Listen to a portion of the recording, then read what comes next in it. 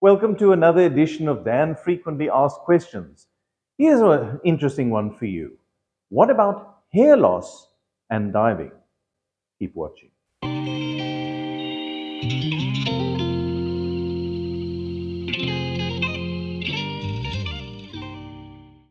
So we got a question from a diver who is follically challenged, aka has hair loss, and wants to know whether scuba diving or breath hold diving may have an effect and exacerbate the hair loss. The simple answer to the question is that being immersed in salt or fresh water as such is not known to cause hair loss. There are other aspects, of course, related to diving: exposure to the sun, putting on a hoodie and the friction and even the breakage of hair as a result, donning a mask and so on, all of which may result on tugging on the hair.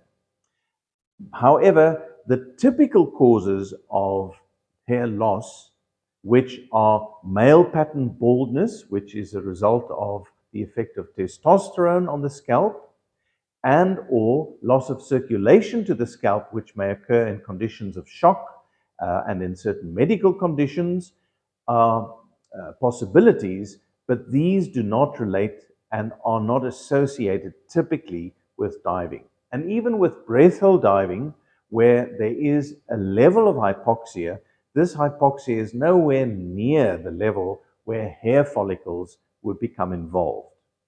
What can be done about it? Well, in terms of getting or encouraging the return of hair growth, there are basically two strategies. The one is medication, minoxidil being the classic antihypertensive agent, which was found coincidentally to actually encourage and restore hair growth. This may be appropriate, but one needs to bear in mind that it is a blood pressure lowering medication, and one needs to confirm that that is not going to be a problem if one were to use that in the context of diving.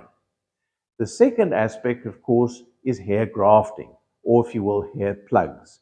And that involves, as the name suggests, harvesting hair follicles in one part of the scalp and literally transplanting that to the areas of the scalp where the hair growth has been reduced.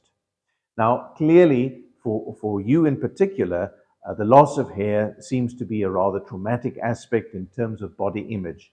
But I can tell you that there are some benefits to being bald. And there is a recent article in Alert Diver that really proclaims the benefits of being follically challenged. And I'll encourage you to read that as well, if only for the sake of some amusement, some perspective, and hopefully a bit of hope. Thank you for the question, and until next time, safe diving.